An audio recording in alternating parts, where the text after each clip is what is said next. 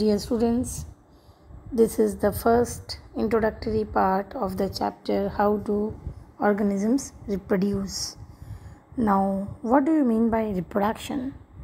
Reproduction is the process by which organisms produce young one of their own kind and multiply in number.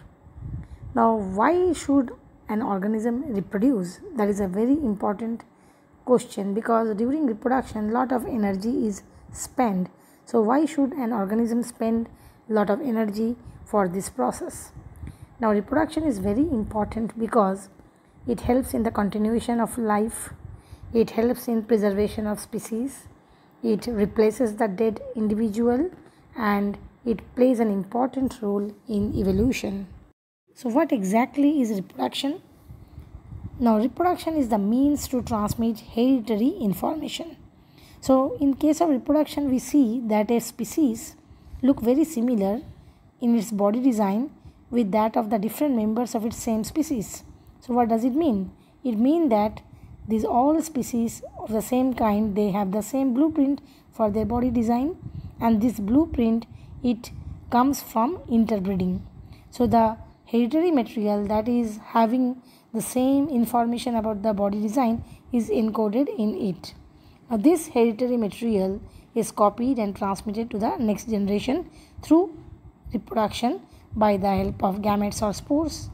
Now, this hereditary material, it maintains the continuity between successive generations. So, this gamete that forms the physical basis through which this material is passed on to the member of the next generation, and hence reproduction is the means of transmission of hereditary information. Now the question arises, where is this blueprint stored?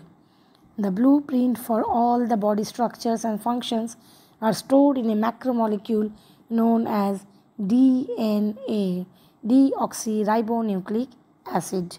The informations are encoded in the sequence of nucleotides in the DNA. So the DNA molecule contains all the information to make specific protein, which in turn form the enzymes to control the chemical reactions of the body. So children, all of you know that in a cell, basically eukaryotic cell has a true nucleus. Inside the nucleus, there are some dense thread-like structures called chromatin. Now DNA, along with the protein, it forms the chromatin. It is contained in the nucleus and condenses into chromosome at the time of cell division. Now, before the cell division, each DNA molecule, it forms its copy, and this process of duplication of the DNA molecule is called DNA replication. So during this DNA replication, the DNA forms an exact copy of its own type, but by mistake, this process of replication may occur due to some sudden changes in the DNA molecule, and that lead to variations, and these variations are called mutations. Now these variations may be very small or may be of large type. Thus all the reproductive gametes may not carry exactly the same characters.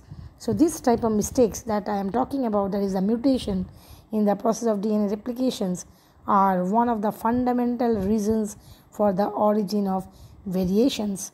And these variations, which are passed to the next generation through the process of reproduction, and these variations over a long period of time, that may lead to evolution of a new organism.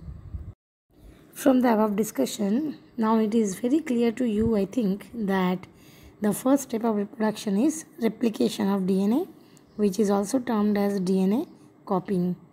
Now, during this DNA copying, as I already mentioned, some variation may occur, and this variation that occur in the hereditary material, that is in the DNA, are often introduced during the DNA replication.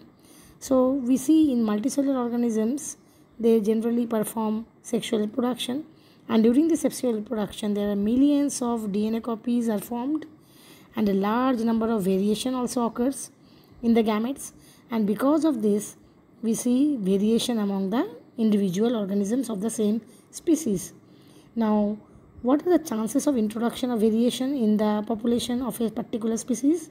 Now these can be at the time of DNA replication, it can be at the time of gamete formation due to crossing over and reshuffling of chromosome during meiosis, and even at the time of fertilization due to the chance union of male and female gametes.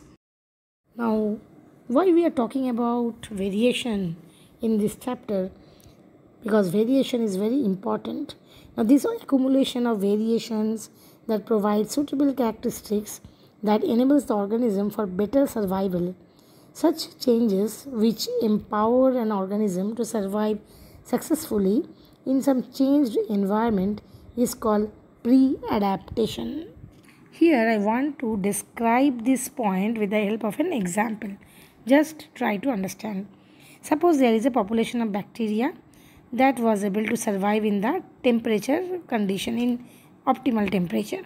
Now some of the member of this bacteria has developed a mutation due to which they could live in very high temperature. Now if suddenly there was a rise in the atmospheric temperature due to global warming, so all the bacteria will be died. Only those which were mutated and developed resistant variety due to for temperature, they will survive and they will multiply and they will establish their own colony. That is the importance of variation here that I try to discuss here. So my dear children, this was all about the introduction of the chapter. Here you have learned about DNA replication or DNA copying. You learned about mutation. You have got some idea about variation and its importance. In the next upcoming video, I will be discussing about the modes of reproduction by a single parent, that is also known as asexual mode of reproduction. So to know more about this chapter, you need to subscribe my channel, and if you have found this topic of introduction part interesting, do press the like button. Thanks for watching. Take care. Bye.